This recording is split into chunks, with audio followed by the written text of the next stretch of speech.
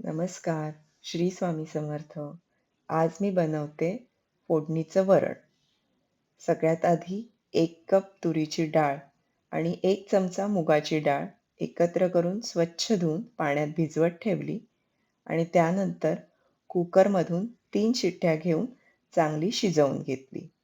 शिजताना मी त्यामध्ये अर्धा चमचा हळद आणि पाव चमचा हिंग घातलं होतं. शिजतानाच हिंग आणि हळद घातलं की डाळीला छान वास येतो. त्यानंतर एक पातेलं घेतलं, गॅसवर गरम करत ठेवलं. त्यात 2 ते 3 पळ्या, छोट्या पळ्या तेल घालून घेतलं. तेल छान गरम झालं की आता याची फोडणी करायची आहे.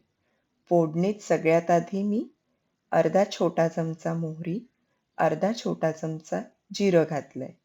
दोन्ही गोष्टी छान तडतडल्या की त्यात 3 हिरव्या मिरच्या मधोमध चिरून आणि थोडासा कढीपत्ता असं घालून घ्यायचंय. कढीपत्ता तडतडला की एक मध्यम आकाराचा टोमॅटो बारीक चिरलेला आणि 1 शेवग्याची शेंग मध्यम आकाराचे तुकडे केलेली असं सगळं साहित्य त्यात घालून घ्यायचंय. वरून थोडंसं हिंग जेणेकरून वास छान यावा यासाठी आणि 1 चमचा मीठ. हे सगळं घातलं की छान हलवून घ्यायचंय. मिठाचं प्रमाण तुम्ही तुमच्या आवडीने कमी जास्त करू शकता.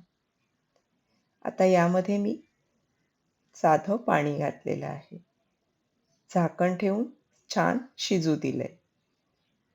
शेंग चांगली शिजणं गरजेचं आहे. शेंग आत्ता पाण्यात शिजवल्यामुळे त्याचा सगळा अर्क हा त्या पाण्यात उतरतो आणि वरणाला चांगली चव येते. शेंग शिजलेली आहे. आता यामध्ये मी घोटलेली डाळ घातली.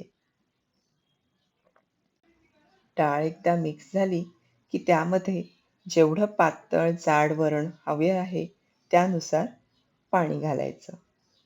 आता ह्या रेसिपीमध्ये मी अर्धा ते पाऊण ग्लास पाणी घातलेलं आहे.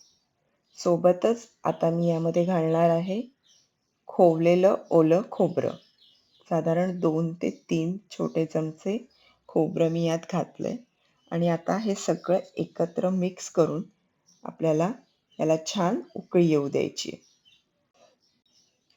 4 ते 5 मिनिटात वरणाला छान उकळी आलेली आहे आणि सगळं वरण व्यवस्थित एकत्र होऊन शिजून तयार आहे.